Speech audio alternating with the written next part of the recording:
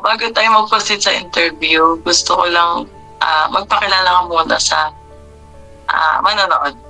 Oh, okay. Hi, ako nga pala si Michelle Castillo Igana, OFW dito sa Qatar. And then, ano yung position mo dyan sa ibang bansa? Isa akong kasambahay. So, ilang years natin? Naglilinis. Almost, na ako, mahigit 3 years na ako dito. Pero sa 5 years na akong nag-abroad. So, isa years mo pag-abroad, okay naman? Ba? Okay naman. Wala naman ako naging sobrang problema sa mga naging amo ko. So, first question natin is, why do you decide to work abroad? Why I do decide? It's because kasi isa akong single mom. So, wala akong ibang maano para sa mga anak ko, kundi ako lang. Kaya naisip ko mag-abroad kasi para mapunan ko lahat ng mga kailangan ng mga anak ko habang lumalaki sila. Kasi yung kita, of course, sobrang big difference ng kita sa Pilipinas sa abroad. So, parang triple. So, yun yung parang reason bakit na-pursue ako mag-abroad. Para sa pamilya natin na para makapagtapos kayo ng pag-aaral. Next is, what are the biggest struggles you face as a OFW? The biggest struggles is yung naging struggle sa akin yung pagka nagkakaroon ng problema, lalo pag sa Pilipinas. Kumbaga, kasi hindi ko masyadong maisip kung paano ko masosolusyonan agad. Kasi syempre, may trabaho ka, kailangan mo mag-focus sa trabaho. So, parang yung ipapahinga mo, iisipin mo pa kung ano yung dapat mong gawin para masolusyonan yung problema sa Pilipinas, ganyan. Especially sa pamilya. Next question po, what are the biggest struggles you face as an OFW? Siguro yung culture shock. Sobrang magkaiba talaga yung kultura sa ibang bansa sa Pilipinas. So, yun parang sobrang big adjustment talaga yung nangyari. What are the biggest struggles you face as an OFW? Yung pag-paalis na kasi iiwanan ng pamilya. Sobrang hirap. Naiiyak. Ayokong lumingon. Pero naiinis ako kasi pag naisip ko hindi ko kayo makakasama. Pero okay lang kasi ang kapalit nun maginawa, makakapagtapos kayo ng pag-aaral. Abo. So, third question, why did you feel when you first arrived in another country? Kabado. Kasi yung first time ko, sobrang iniingatan ko yung sarili ko. Bawat kilos, bawat salita, bawat utos kailangang magawa mo ng tama kasi wala ka sa bansa mo. So, kailangan ingatan mo talaga yung bawat galaw mo para sa safety mo din. Next, how did you feel when you first arrived in another country?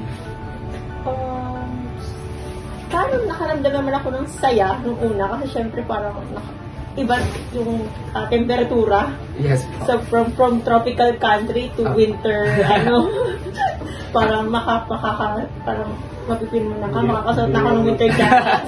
Agad yung Next naman po is yung how did you feel when you first arrived in another country? Nervous, pero nagdadasal ako palagi. Na kaya ko to kasi syempre kailangan matibay ang loob. Apo. Yun. So, next question is, what is the most challenging part of being far from your family? yung challenging. Siyempre, Ang pinaka-challenge sa akin is yung connection ko sa mga anak ko, sa pamilya ko.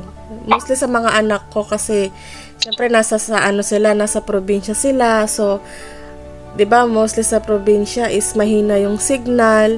So, hindi ko sila matalas talaga nakakausap. Napakadalang ko lang talaga silang makausap. So, para sa akin, yun yung ko. Kasi hindi ko sila makamusta agad-agad. Kailangan ko muna maghintay kung kailan sila makakatawag, kung kailan sila makakausap.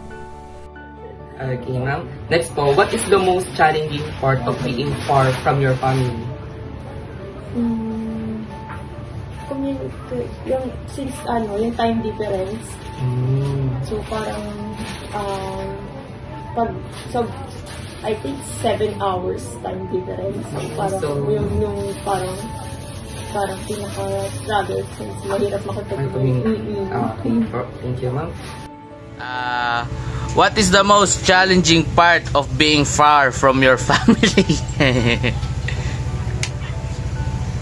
Challenge. Yung maging nagcha-challenge ka kasi nagiging matapang ka kasi malayo ka sa kanila. Opo. Malayo ka sa mamahal mo. So parang nagiging matapang ka para humarap sa lahat ng pagsubok. Okay po. So, next naman tayo. Why do you handle homesick?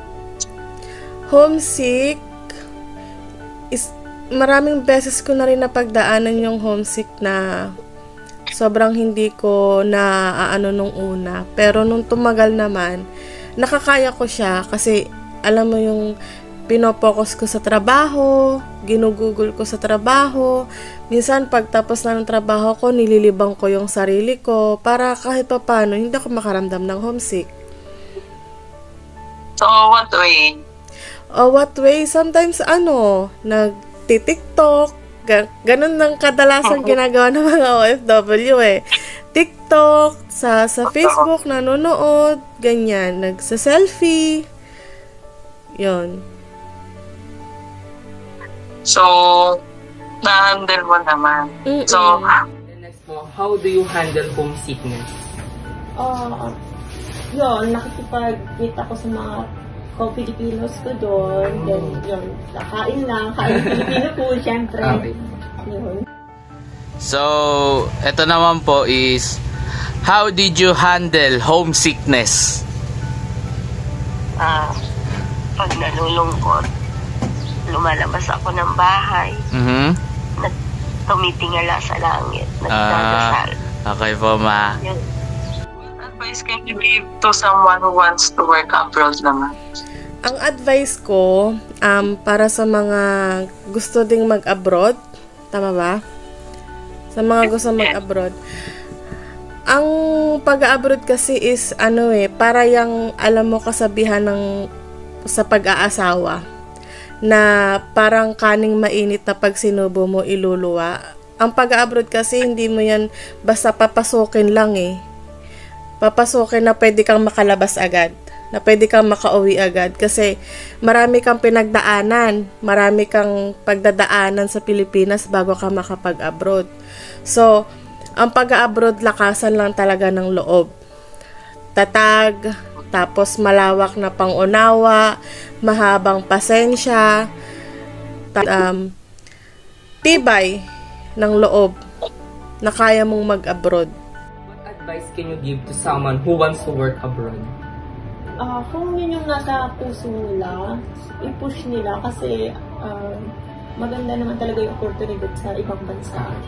Kung may plano kang mag-invest or something, malaking tulong yung mag-work sa abroad. Pero syempre, kailangan i-ready mo yung sarili mo kasi homesick talaga yung kalaban mo.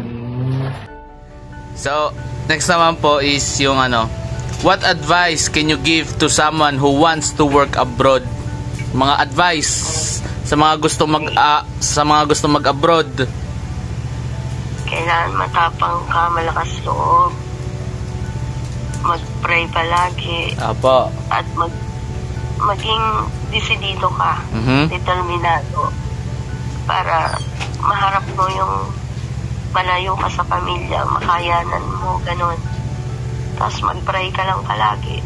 Okay ba? Tiwala lang kay Papa God.